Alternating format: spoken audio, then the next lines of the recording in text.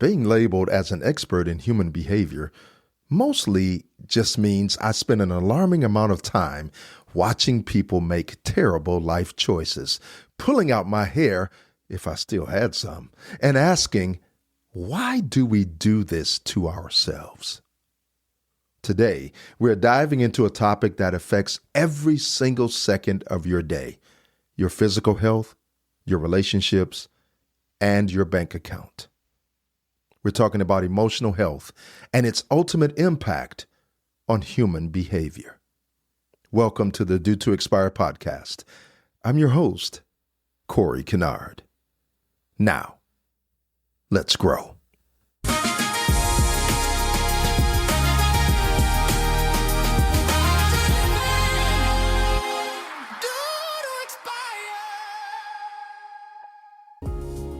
Before we get started, I want to let you know that this episode is presented by the No Negative Energy Life brand, a life coaching resource and media edutainment outlet that seeks to help human beings to consciously expose and diminish the impact of negative thoughts and ultimately replace them with positive ones that will increase one's ability to thrive. Check us out at nonegative.energy. That's no negative, all one phrase, .energy. We like to think of ourselves as highly evolved, logical creatures who make decisions based on spreadsheets, data, and sound reasoning. Guess what? We aren't. We are walking bundles of raw, volatile emotions wearing business casual. During this podcast today, we're going to look at the hard science of what happens when we ignore our emotional dashboard, why our coping mechanisms are objectively hilarious but deeply destructive, and how to actually master the script of our own behavior. So first, let's start by busting a massive myth. Most people believe that our brains work like a computer. We perceive a situation, we logically analyze it, and then we have an emotional reaction. Neuroscientist Antonio Damasio completely shattered this idea. He studied patients who had damage to the specific part of the brain where emotions are generated, the ventromedial prefrontal cortex. Structurally, their logical brains were completely intact. They could pass IQ tests with flying colors and describe the logical steps of a decision perfectly. But they had a fatal flaw. They could not make decisions. Without emotion, they would spend hours debating whether to use a blue pen or a black pen, or whether to schedule an appointment on Tuesday or Wednesday. Damasio's research proved that emotion isn't the enemy of logic. It is the foundation of decision-making. Every single behavior you exhibit is driven by an underlying emotional state. When you ignore your emotional health, you aren't becoming more logical. You're just handing the steering wheel of your life over to a chaotic, unexamined subconscious. The second thing here is that we live in a culture that treats emotional health like a software update we just keep clicking. Remind me later on. We tell ourselves, I'm not stressed. I'm just driven. Or, I'm not angry. I'm just passionate. Oh, get this one. This is probably something that sounds familiar. I don't need to deal with that childhood stuff. I'm fine. But emotions obey a psychological law very similar to the law of conservation of energy. Emotions cannot be destroyed. They can only be suppressed, transferred, or transformed. When you choose to swallow your emotions, your body keeps the receipt. We call this emotional debt. And just like a high-interest credit card, it will eventually bankrupt you if you don't pay it off. So let's look at how emotional debt hijacks human behavior. When we store unaddressed emotional pain, unaddressed emotional anxiety, or unaddressed emotional trauma, it doesn't just sit there quietly. It mutates into behaviors that destroy our quality of life. Observe what we call the vending machine reaction. When you put $1 into a vending machine and you press the button for a bag of chips, but nothing comes out, what do? If you're like me, you shake the machine, right? You get aggressive because the input did not match the expected output. When we are emotionally depleted, we treat the people we love like broken vending machines.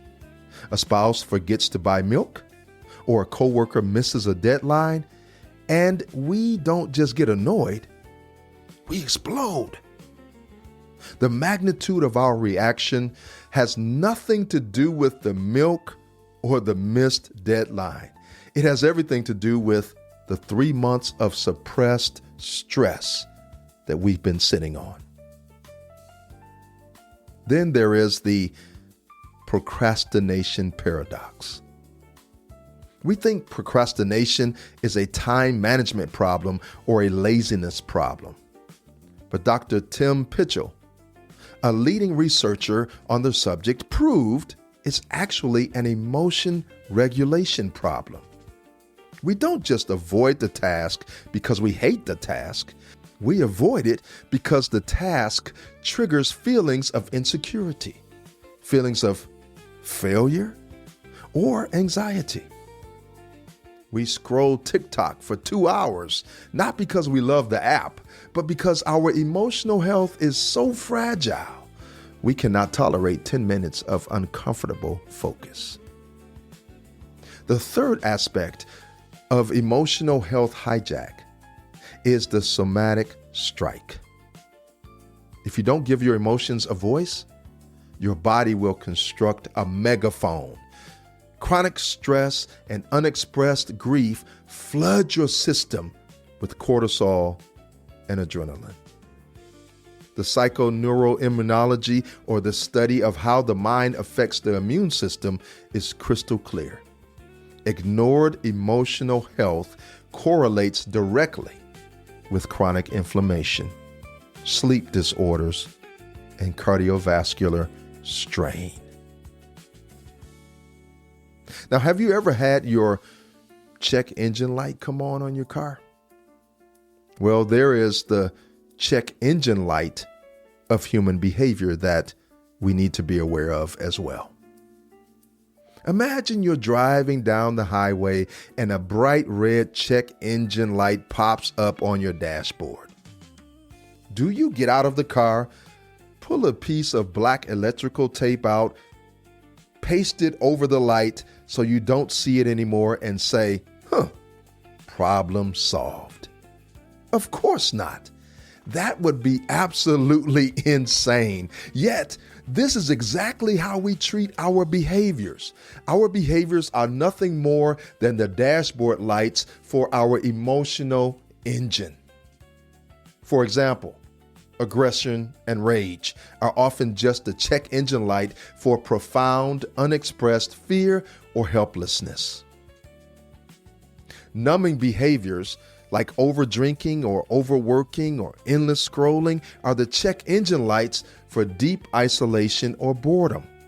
And then perfectionism is the check engine light for an agonizing belief that I'm only valuable if I'm flawless.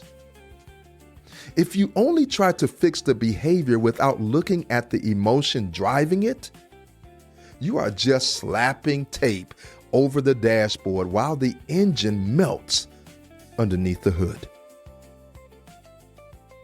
Then there is what we call the path to emotional wealth. So, how do we shift from being victims of our unexamined emotions to authors of our own behavior? It requires moving from emotional ignorance to emotional agility, a concept beautifully researched by Dr. Susan David at Harvard Medical School. True emotional health isn't about forced positivity. It's not about smiling through the pain or pretending everything is great when your life is currently a dumpster fire. It's about the capacity, my friends, to sit with the full spectrum of human experience without letting it dictate your actions.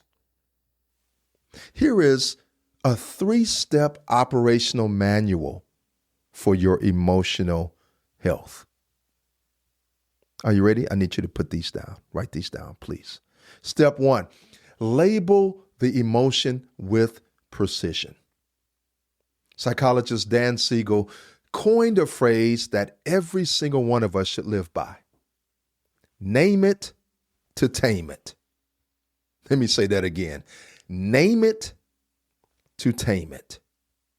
When you feel a wave of anxiety or anger, don't just say, "I'm stressed." Dive deeper. Are you stressed, or are you actually feeling disappointed? Are you angry, or are you feeling unappreciated? Brain imaging studies show that the exact moment you accurately put a specific language label on a negative emotion, the electrical activity of your amygdala, the brain's panic center, quietens down, and your prefrontal cortex kicks back online. Precision is the antidote to emotional chaos. And then there's the second step here of creating the 0.5 second gap. Viktor Frankl, who wrote one of the most powerful sentences in human history, said, "Between stimulus and response, there is a space. In that space is our power to choose our response. In our response lies our growth and our freedom." For most of us, that space is currently 0. Something happens, we react immediately. The stimulus causes an immediate explosion. Emotional health is about creating a half-second gap between the trigger and the behavior. Now, in that gap, you ask yourself one simple question. Is the reaction I'm about to have aligned with the person I want to be? Only you can answer that question. And then there's step 3 here of treating yourself with the compassion of a clueless friend. When a close friend comes to you because they made a mistake or they're overwhelmed, you don't scream at them, "You're a complete failure and everyone hates you." If you do, 1, you need better friends, or 2, they need a better friend. You should say, "Hey, it's okay. You're human. We'll figure this out." Yet, our internal dialogue when we struggle is brutal. Dr. Kristen Neff's extensive research on self-compassion shows that people who practice self-kindness during emotional lows actually recover faster. They adapt better, and they possess vastly higher behavioral control than those who indulge in harsh self-criticism. So as we wrap up this episode today, I want to leave you with a visual. Your emotional health is the filter through which you view the entire world.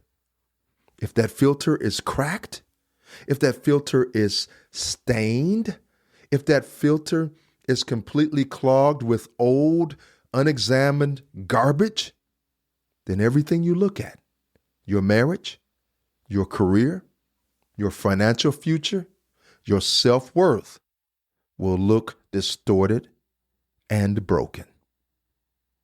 Ignoring your emotional health does not make you strong. It makes you a ticking behavioral time bomb.